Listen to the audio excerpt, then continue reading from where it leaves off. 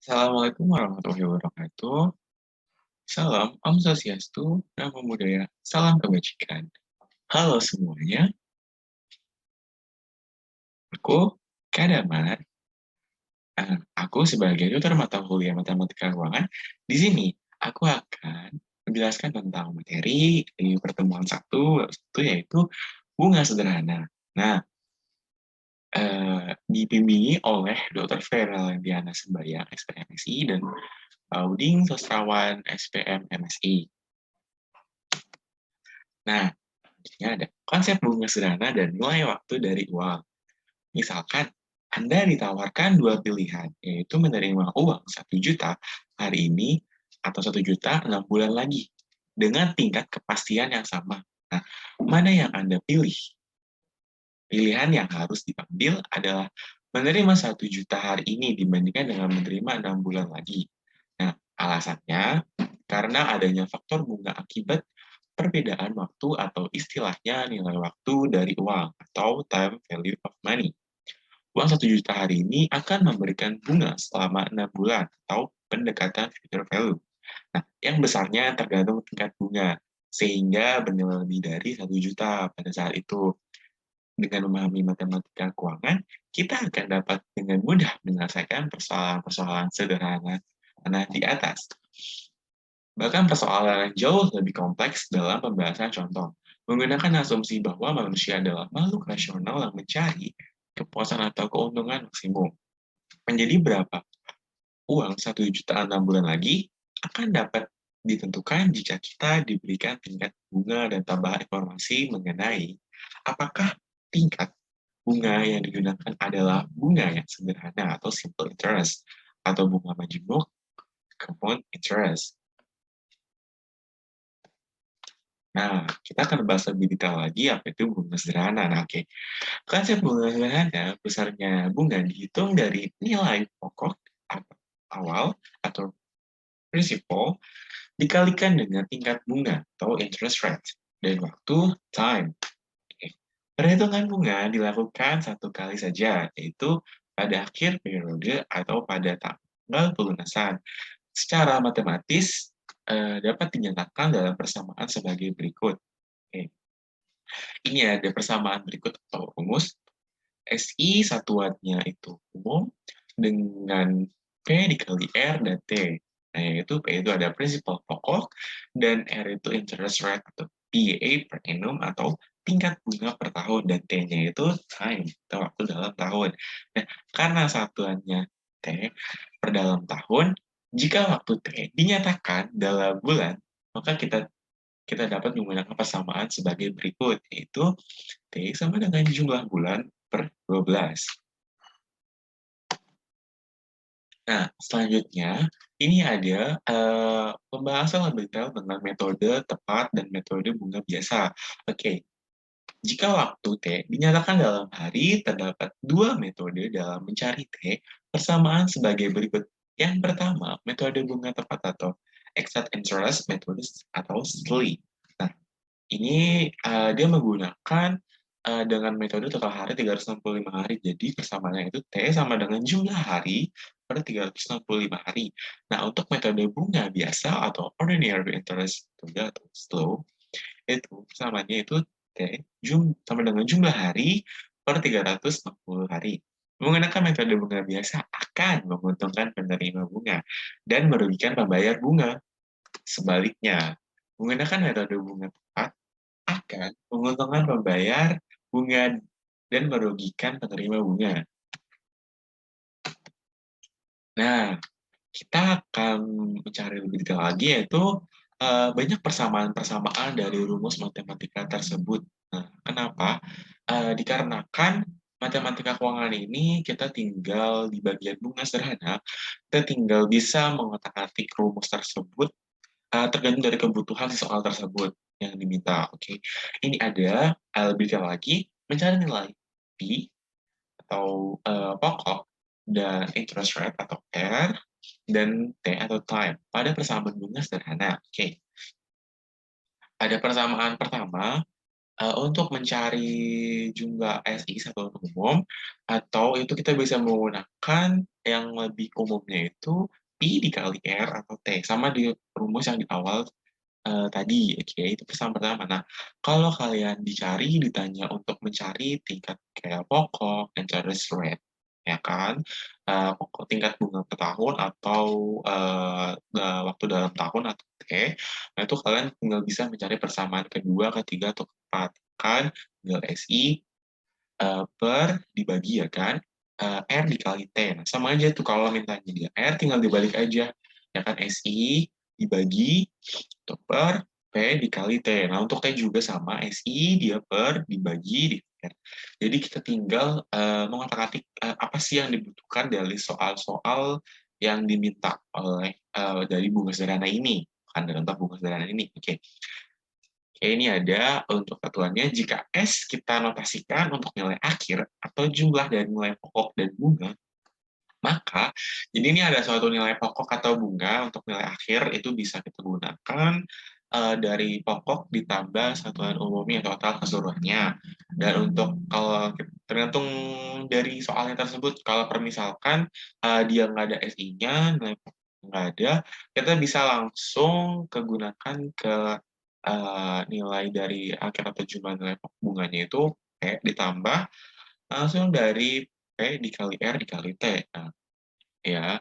Nah, untuk selanjutnya itu kalau misalkan dari tingkat bunganya itu hampir sama untuk per satuannya itu kan. Nah, itu kita bisa menggunakan dari nilai S sama dengan P sama dengan tutup kurung. Jadi permisalkan itu kayak misalkan si interest rate-nya sama waktunya itu tuh dia lebih mengutamakan. Jadi tutup kurung dulu baru tambah satu gitu. Jadi kayak lebih mengutamakan gitu.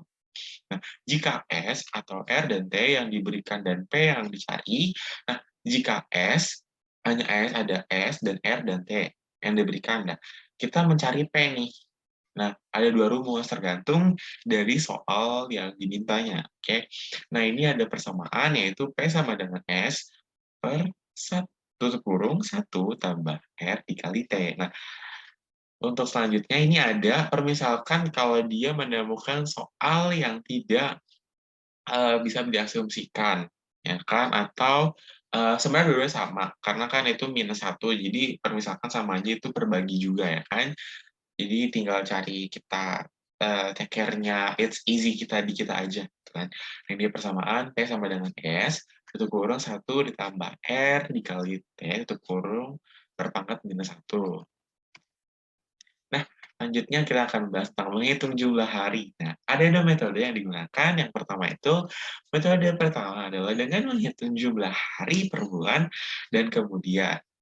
Jadi, metode pertama itu kita menghitung jumlah hari per bulan dulu nih, ya kan? Dan yang kedua itu, menjumlahkan keseluruhan dari metode keduanya adalah dengan menggunakan tabel nomor urut hari.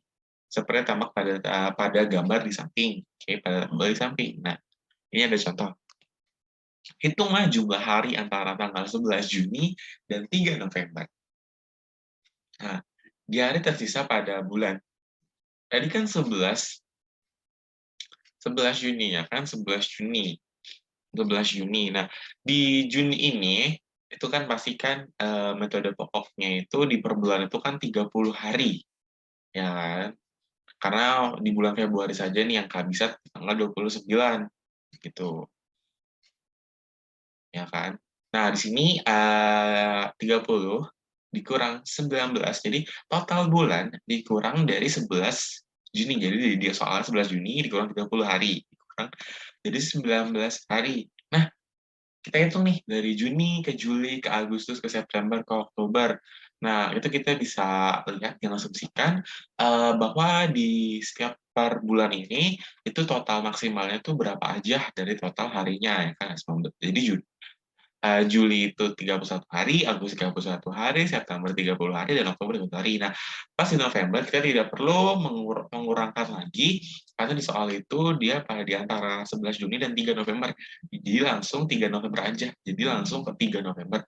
Itu total jadi 145 hari. Jadi jumlah dari antara tanggal 11 Juni dan 3 November itu 145 hari. Oke, terima kasih. Itu dari pemaparan dari materi dari Pertemuan satu yaitu bunga sederhana. Oke, selanjutnya akan ada pembahasan soal dan latihan soalnya juga.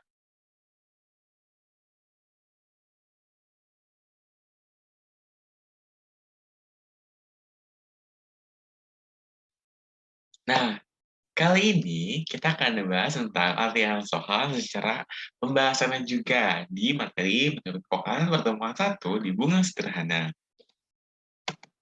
Nah, untuk soal pertama yaitu hitunglah bunga tepat dan bunga biasa dari sebuah pinjaman sebesar 20 juta selama 60 hari dengan bunga 8% per IE atau per entum.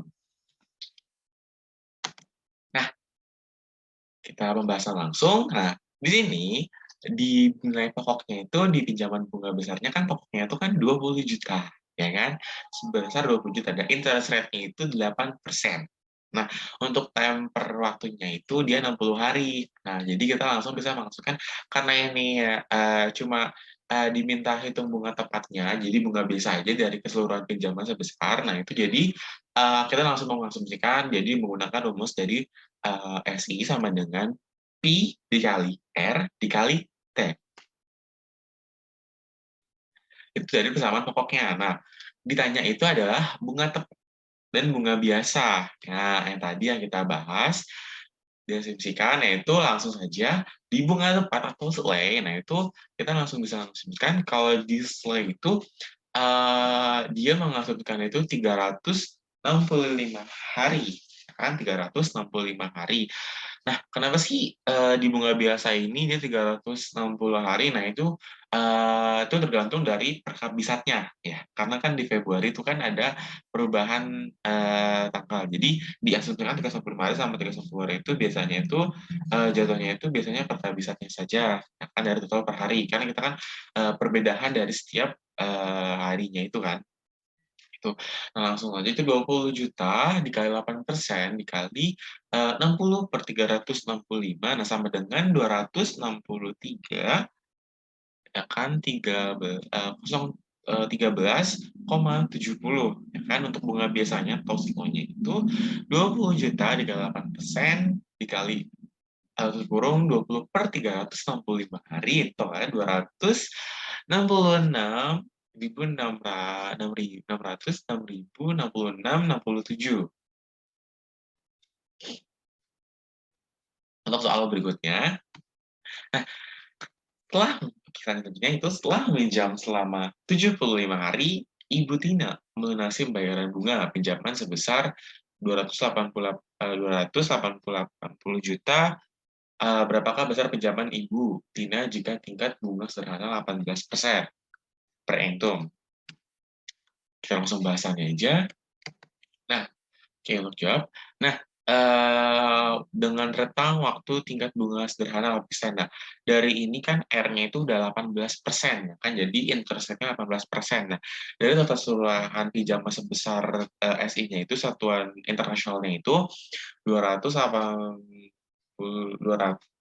juta 880 juta, ya kan? Untuk dari time waktunya itu, kenapa kita menggunakan 365? Karena itu biasanya 360 itu jarang digunakan. Ya, kebanyakan pakai kalau dari 365 hari gitu. Jadi itu secara umumnya di matematika keuangan 360 itu jarang digunakan. Biasanya itu dia menggunakan 365 hari. Nah, biasanya kalau menggunakan 360 itu dia tergantung dari soalnya, dia akan disebutkan untuk menggunakan. Ada perbedaan dari soal tersebut. Nah, jadi time waktunya itu 73 per 365 hari. Nah, karena ini ditanya itu untuk melunasi pinjamannya, jadi besar pokoknya itu berapa sih? Ya kan?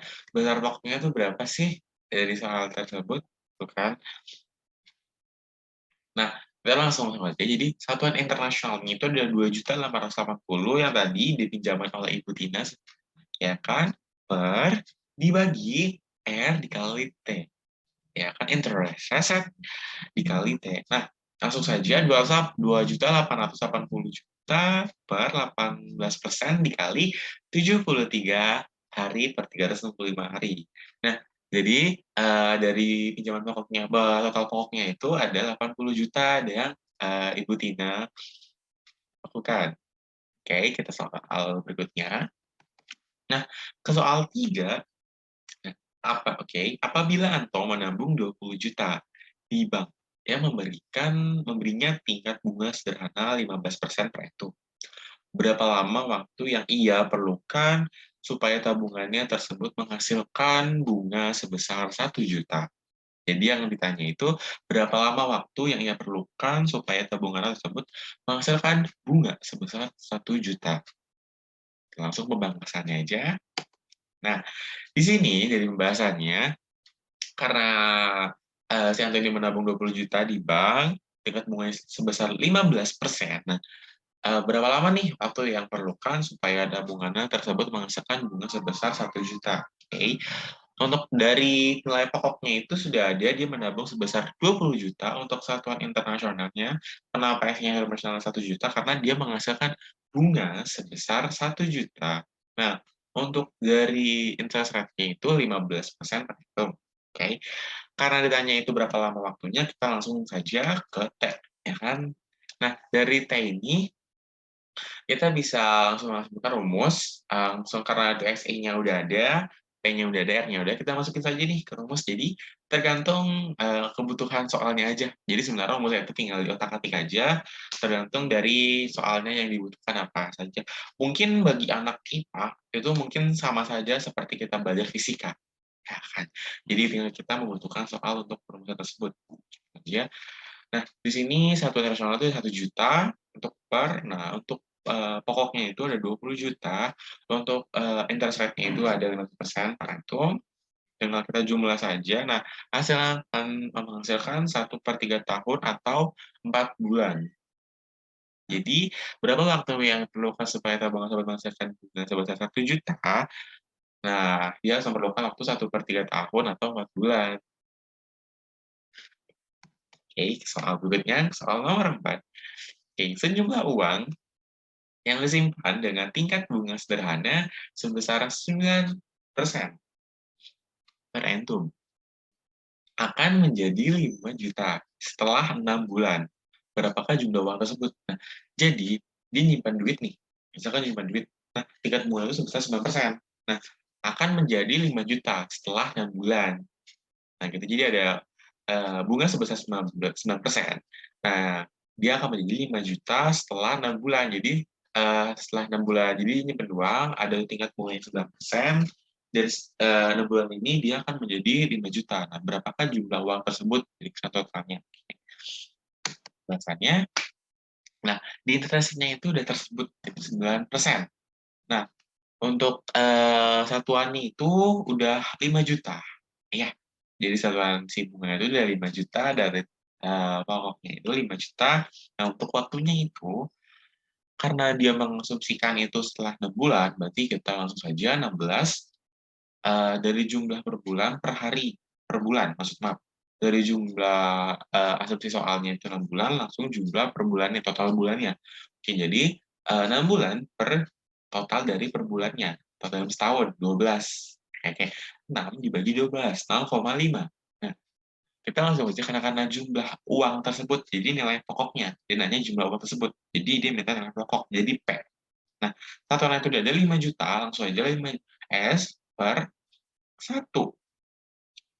1 tambah R dikali T. Nah, mengapa mengasumsikan nilai 1? Karena di sini dia permasukkan dalam tingkat bunga sederhana untuk pinjaman bank. Nah, jadi 1 itu ada membalanskan nilai dari asumsinya dulu. Jadi mungkin yang di bank ini mengasumsikan itu untuk nilai kenapa kita menggunakan 1, ada satunya. Jadi itu kalau kita menggunakan tingkat rate-nya sebesar persenan, nah itu kita bisa membalanskan atau mengasumsikan kita menggunakan untuk rumus yang menggunakan angka 1.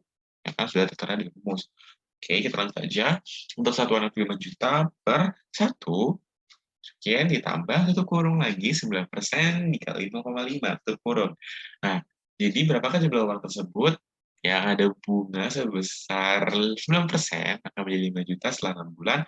Jadi potongan bunga 9%, nah itu ada 4.784.689. Oke, lanjut. Nah, ini dia untuk soal yang nomor 5, soal terakhir. Oke, sebuah wesel berjangka waktu 90 hari dikeluarkan pada tanggal 1 Maret 2004. Tanggal berapa wesel tersebut jatuh tempo? Nah, wesel ini adalah kalian bisa mengasumsikan itu kayak bukan pinjaman sih, kayak surat tanah atau surat pinjaman gitu loh. Jadi kayak surat tanah, mungkin itu kayak berdasarkan tanda tangan, gitu loh, wesel itu. Eh, Mungkin kalian juga bisa mengasumsikan sebagai pinjaman, tapi ini pinjaman seperti kayak bangunan rumah atau tanah, wesel itu. Oke?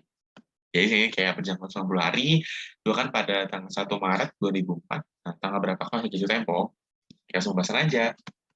Nah, oke, hari tersisa di bulan. Nah, karena di tanggal berapa kalau saja jatuh tempo, kita langsung mengasumsikan saja, karena dia langsung mengasumsikan di bulan Maret tahun 2004, di tanggal 1, kita langsung saja. Nah, karena Maret di 2004 itu total harinya itu ada 31 hari, jadi 31 hari dikurang 1, jadi 30 hari. Nah, karena 2004, kalian bisa mengecekin aja nih, di tanggal 2004 itu, April itu totalnya berapa hari, Mei itu berapa hari. Nah, di sini tahun 2004 itu, April itu 30 hari, Mei itu 30 hari, jadi jumlahnya 90. Nah, jadi tanggal tempo 30 Mei 2004,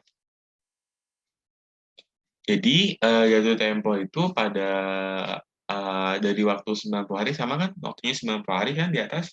Nah, jadi tanggal waktu temponya itu di tanggal 30 Mei 2004. Jadi kita bisa mengasumsikan 90 hari itu berapa lama sih? Gitu kan. Jadi eh, kita bisa menggunakan teknik cara seperti ini dan jatuh temponya itu 30 Mei. Oke, sekian dari latihan soal dan pembahasannya dari aku. Kurang lebihnya mohon maaf apabila ada kata yang kurang gak enak di kalian. Mohon dimaafkan, kurang lebihnya mohon maaf. Semangat terus belajarnya. Semoga bisa mendapatkan nilai yang tinggi. Dan tidak boleh pantang menyerah sama sesi kuliahan di IPB University. Sampai jumpa di pertemuan berikutnya.